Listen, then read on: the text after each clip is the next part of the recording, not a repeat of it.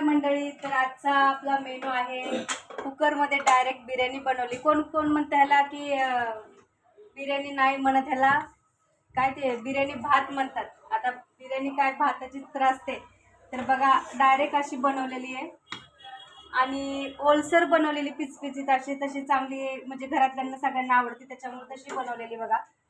खूप गरमागरम मस्त अशी. आणि जेवायला म्हणजे आज कमीच जण आहेत, तुम्हाला तर सगळ्यांना माहितीच आहे, सगळेजण गेलेले आहेत कुठे कुठे.